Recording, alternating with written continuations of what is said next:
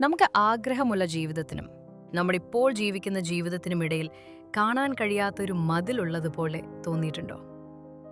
നമ്മൾ കുറേ കഷ്ടപ്പെടും, hard work ചെയ്യും, പക്ഷെ അവസാനം പഴയ സ്ഥലത്ത് തന്നെ എത്തി നിൽക്കും.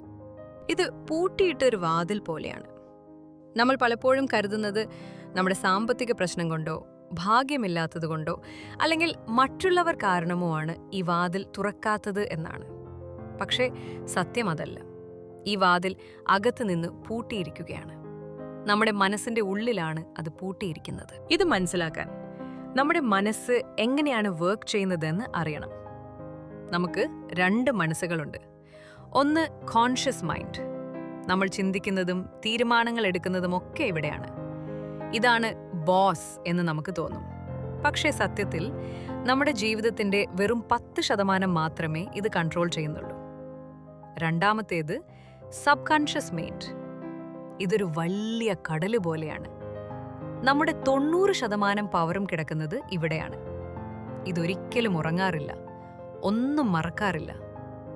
പ്രധാനപ്പെട്ട കാര്യം എന്താണെന്ന് വെച്ചാൽ ഇതാണ് സത്യത്തിൽ നമ്മുടെ ജീവിതം മുന്നോട്ട് കൊണ്ടുപോകുന്നത്. നമ്മുടെ സബ് കോൺഷ്യസിനെ ഒരു സൂപ്പർ കമ്പ്യൂട്ടറായിട്ട് കാണാം. ഇതിന് സ്വന്തമായി അഭിപ്രായങ്ങളില്ല. ശരിയാണോ തെറ്റാണോ എന്ന് ഇത് നോക്കില്ല.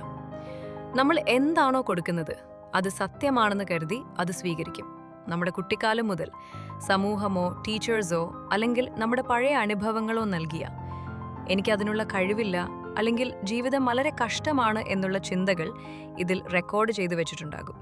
അപ്പോൾ സബ് കോൺഷ്യസ് എന്ത് ചെയ്യും?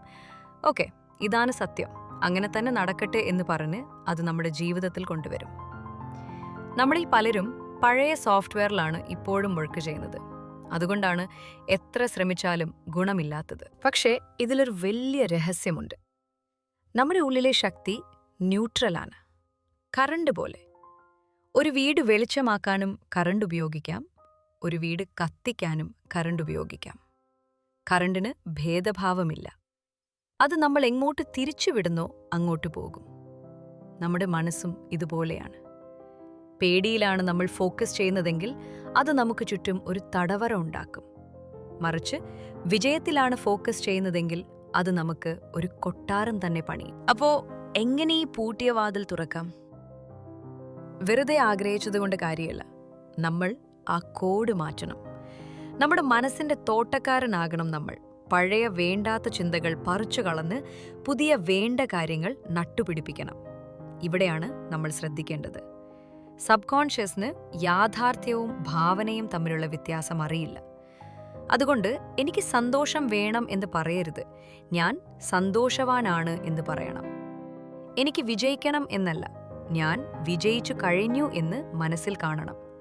നല്ല ഉറപ്പോടെയും വിശ്വാസത്തോടെയും ഇത് ചെയ്യുമ്പോൾ നമ്മുടെ ഉള്ളിലെ പഴയ ഓപ്പറേറ്റിംഗ് സിസ്റ്റം നമ്മൾ മാറ്റി എഴുതുകയാണ്. ഇന്നലെ വരെ നമ്മൾ വിശ്വസിച്ചിരുന്നതിന്റെ പ്രതിഫലനമാണ് ഇന്ന് നമ്മൾ കാണുന്ന ജീവിതം. നമ്മൾ നമ്മുടെ കഴിവുകളിൽ വിശ്വസിച്ചാൽ ഈ മതിലുകൾ തകരും.